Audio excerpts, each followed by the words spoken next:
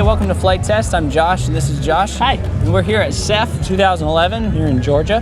Beautiful. And we're standing right here in front of a plaque commemorating the world record for the most RC pilots in the air at the same time? Most RC pilots. 99 pilots. Yeah, May 3rd, 2008. Good job, guys. There was a lot of carnage going on there too, because from what I understand, there's 120 pilots that set out to do this record, and there's 99 in the air. So that's what, 21 That's a lot airplanes. of crashes. Yeah, 21 planes down, sacrificed to make this world record. That's just too bad. Hey, kudos to you guys. Yeah. So we're seeing a lot of cool stuff here at SEFF, and you guys are going to see a lot of cool stuff in these videos. So check it out.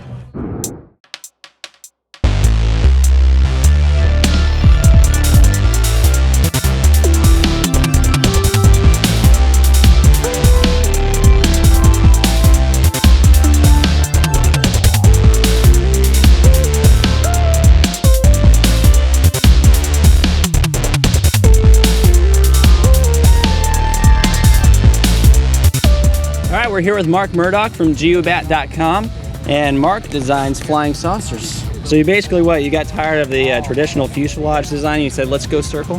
Why not? Yeah. It has great slow flight potential. We've got a RC Group's build thread on this. People can go there, download the plans. Sweet. And it can be piloted by small Disney characters. All right, It's a wonderful thing.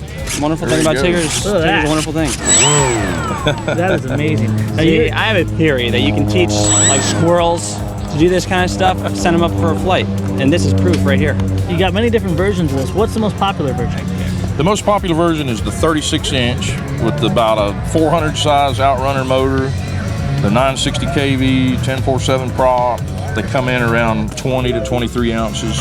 And they fly great, they penetrate the wind good, land like a feather. Now I see you got a lot of carbon fiber in here. What's your build time on something like this? Well, I've built a lot of these, and I built this one in a week, and then it took me about a month to do the Tigger attachment. That is a really nice attachment. Thank you. Now, is this a very fast plane or a very slow plane? Well, in this version, the foam, it's kind of, I think we have one that's a UAV, and the telemetry we're getting back, it cruises about 42. Oh, wow. But we've had it up to about 53 or 4 before as well. But the cruise was about 42 on them, which is pretty decent for a phone. Respectable. Yeah, absolutely. I respect that. So does Tigger.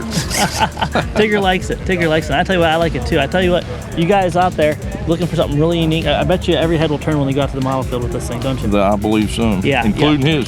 Go to RC Groups, download the plans, build one. You'll have a lot of fun. All right, Mark, it was nice meeting you. You too.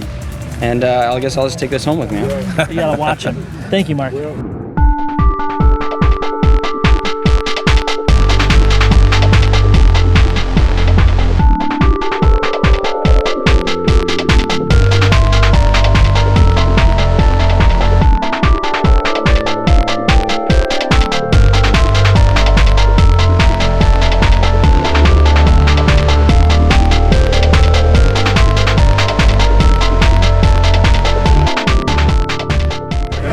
We're here with James from Millennium Rc, and James, you manufacture planes, right? All the way down to like the laser cutting of the parts? Absolutely, absolutely, I do. I laser cut kits as well as manufacture plastic molded parts. Now, this looks really familiar to me. This looks like GWS slow stick. Well, it's kind of birthed from that, but it's very different. There's a lot of improvements made to these parts.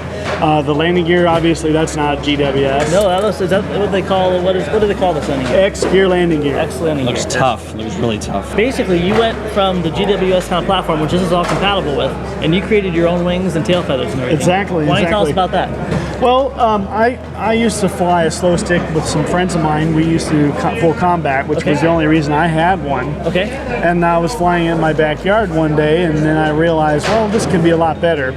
I've been doing RC since I was a little kid, so I knew I could do something. Yes. So I started looking online first to see if there's a wing I could just buy, and I really didn't find one that met the criteria that I like. Okay. So I came up with this wing.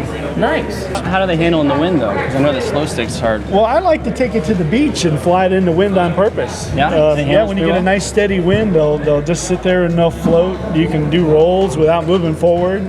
Now I saw this one flying. It's pretty windy today, and I believe you were flying this one earlier, weren't you? Yes, we were. The wind is not an issue with these airplanes because they don't have a fuselage, so you don't get the cross effect of the wind. Real nice and everything. You've also made these a little bit easier to put together, is that right? Oh yeah, yes, definitely. this particular kit, I've designed it so that the average beginner can put it together with few tools. There's no carving to do, very little shaping, and you can pretty much do all the shaping just with a little bit of sandpaper. So brand new, the noobs can put it together, and the guys that don't know what they're doing can put it together as well. Exactly. That's great. Cool. I saw that, you know. Well, let's tell us about this here. Well, this is my Micro SSX. This was designed after this airplane. A lot of people said, "Oh, I'd like to have a smaller one," and so I listened to them and I came up with this. This can be bought as an ARF. Oh, nice. Still, I do have it. That was good. And it can also be a kit. Well, very cool. Well, very cool. I gotta say thank you so much for your time. Big hand, guys. Yeah. Good. All right. Nice meeting you, James. Thanks. All right, we'll see you later.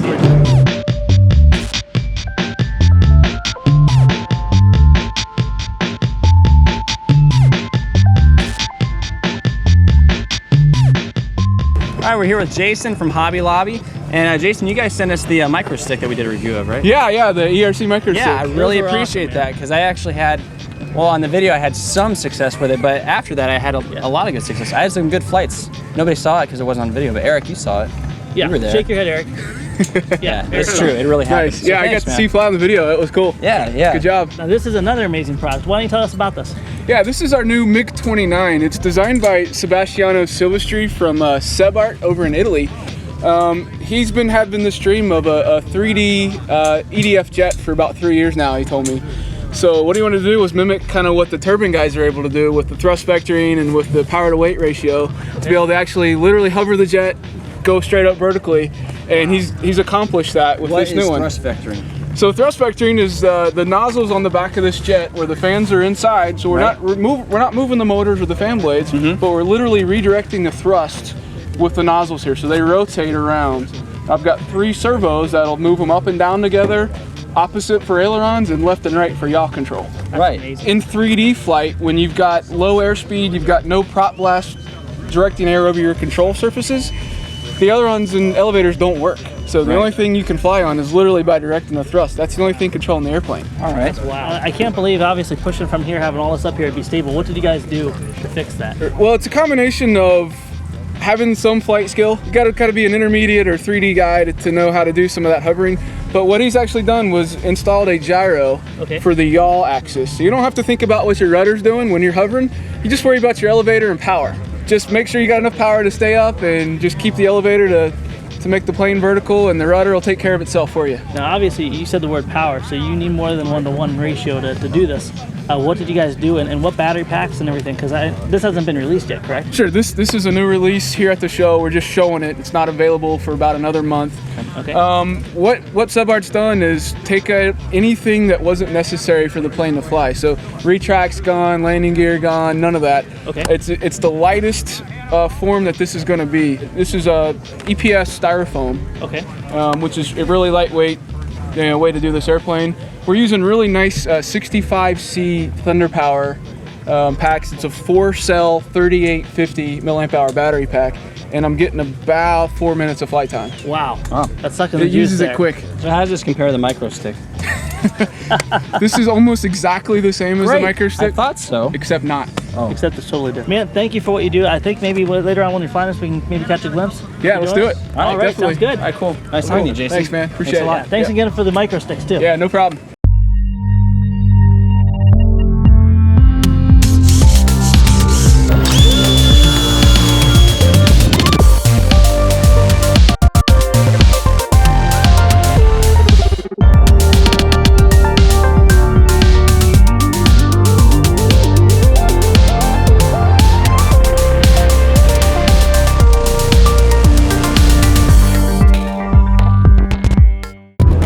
We've seen a lot of great stuff. Good stuff. It's been a good time. Yeah, I tell you what, SEFF is filled with amazing pilots and amazing products. Yeah. It's pretty cool. It is very cool. All right, well, thank you guys for watching. Thanks, Hobby King, for sponsoring this episode. Absolutely. And we'll see you next time. See you next time.